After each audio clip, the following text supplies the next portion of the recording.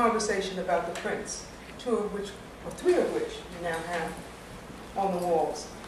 I wish we had more examples of your prints and your artwork on hand. We talked a little this morning on the phone about the technical difficulties of conveying the work from one venue to another. I hadn't realized that I might have gotten you to send me color JPEGs from your lab if I had asked. Nonetheless, what did you say? I could have got you to send pictures from your lab if I had asked you. I don't use do lab. I'm sorry I said that word. Photos. They're called photos. Yeah, photos. If I'd asked you to send photos from your lab, transparencies? It was transparencies. Photographs and prints. Slides. And slides.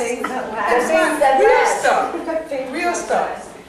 Anyway, I was too ignorant. It's going to go pretty soon. You're going to be disappeared too. All of it will disappear because it's already good. Nonetheless, it's already good. The real tape. She's already talking about the question. No. But the stuff online lasts longer than we think it does. Oh yeah, but until somebody steals it or some electric. You didn't get there yet. You didn't get 50, 75 years from now yet. So we don't know what it's 10 years.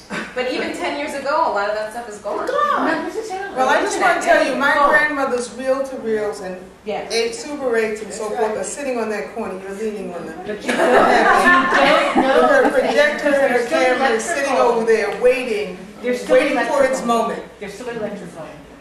Waiting for its moment. We just know what's still around. But you may not know that those reel-to-reels are still around because they're still electrical.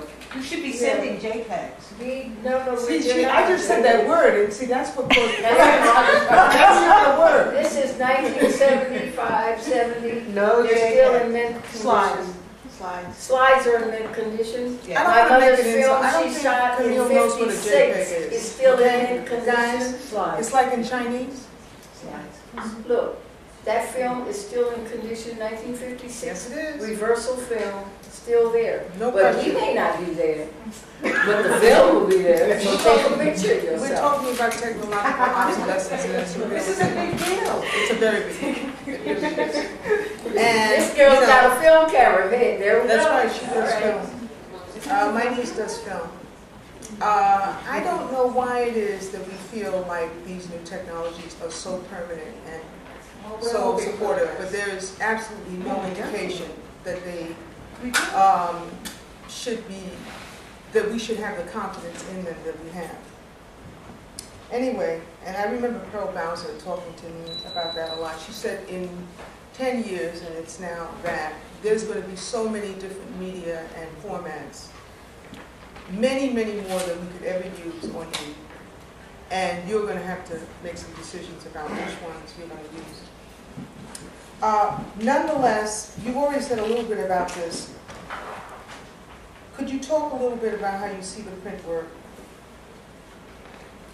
What would you say about the relative prominence or lack thereof of the prints in your career? Because see, I'm trying to talk about the prints, but we ended up talking about photography. But let's talk about the prints. I know. You mean graphics? Yeah, you can talk about Bob Blackburn too if you saw so fit. I studied with Bob Blackburn, Krishna Reddy, and Camille. And then later I started collecting prints, and I have Bob's, and I have especially the people who were around the beginning of the studio, the printmaking workshop. So I have Con Koppelman. He became escaped Nazi Germany, came over and started at Con Koppelman. Also